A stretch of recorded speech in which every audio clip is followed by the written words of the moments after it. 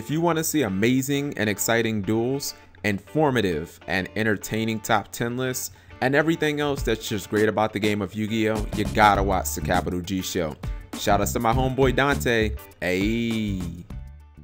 What's up YouTube, Capital G here. So the Clash of Rebellion checklist is out, and once again, if you don't know what a checklist is, it is essentially a spoiler that Konami posts just to let the players know what's gonna be in the set, so you can pretty much plan accordingly.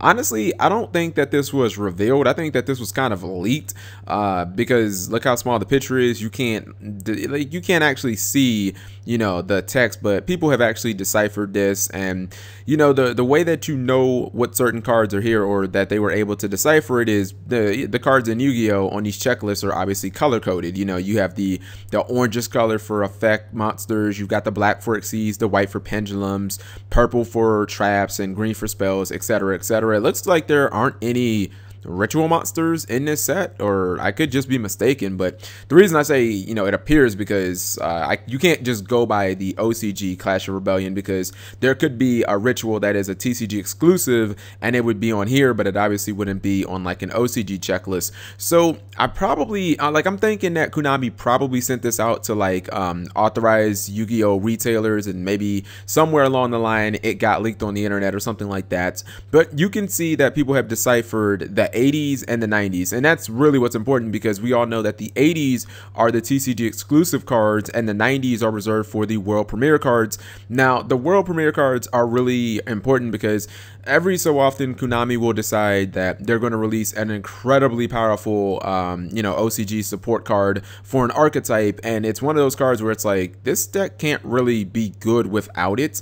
And we never really know when the hell we're going to get those. Like, they're not part of the core set, so we just don't, we're kind of sitting there twiddling our thumbs, and you generally think that they're going to release that within a reasonable time frame. Like, if a archetype is getting support for 3 or 4 boosters, you expect that card would come out within those 3 or 4 boosters, and that's what I kind of thought that they would do with a card like Raid Raptor Force Strix, yet it's not in this set. Like, Raid Raptor Force Strix, according to this checklist, is just not going to be in the set, because if you look at the 90s, pendulum, effect, spell, there's no Xyz here, so that means we're not getting the card, which it doesn't make any sense, because the thing is, this set has 5 new Raid Raptor cards, and Raid Raptors are not even a complete deck right now. The deck doesn't have Tribute or Singing Lanius yet, which, I mean, you really do need those cards to run the deck competitively. Singing is just a way of making like quick Xyz. You're never really going to use the card for its stats, and then Tribute is kind of like the opposite. It's a good generic beat stick for the deck. If you happen to run something over in battle,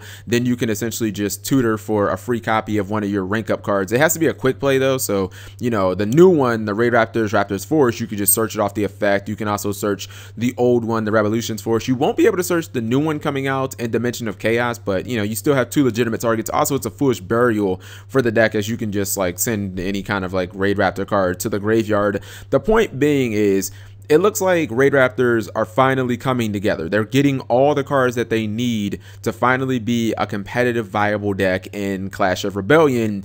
But the heart and soul of the deck, the card that the deck makes 90% of the time as their first succeed, it's still not going to be released in a TCG. So it's like, what better chance do you have to release this card than in Clash of Rebellion? I mean, are you going to release it 3 sets down? Like, if you release it in Dimension of Chaos, it doesn't make any sense. Like, Raid Raptors only have 1 confirmed support card in that set, if I'm not mistaken, unless I've missed something. So this is an archetype that my understanding is not only a fan favorite in the OCG, but has already proven that it is a legitimate deck, even though in the OCG it's kind of more ranked spam or rank 4 spam-ish, get to infinity, but in the TCG you can still play rank 4 spam. The way that this deck is going to work in the TCG is just not going to be optimal, because the only rank 4 that you're gonna have that like really inherently works with the deck is Rise Falcon, and this requires 3 monsters to summon. So this isn't Teller Knights. When I first saw Teller Knights, I was like, oh man, all their Xyz take 3 monsters,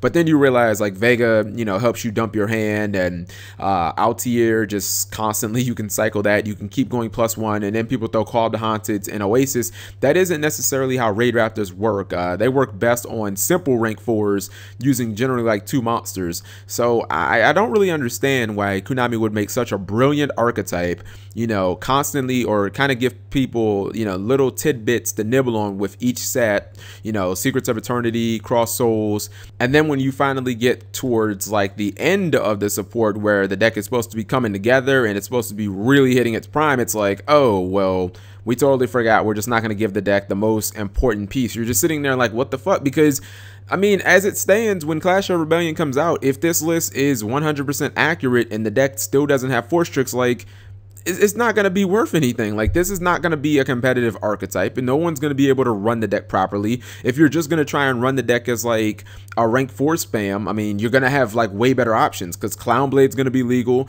You still have decks like Serteller Knights, and you know that you can throw the Star Seraphs into anything. So like, you'll have so many better options that the only reason to kind of run Raid Raptors will be because you're like a fan of Raid Raptors. So if Konami finds a way of getting this by August, like getting this card to us by August in like some fashion, maybe in the special editions, it's like a TCG exclusive card announced in the special editions, which I don't think has ever happened before, then I guess all's fair. But I just don't understand why this card is not going to be in Clash of Rebellion. It makes absolutely no sense, as this is the time that Raid Raptors should be coming into the mix of the competitive meta. So, and I'm fairly certain that they know that, guys. So let me know what your opinions on.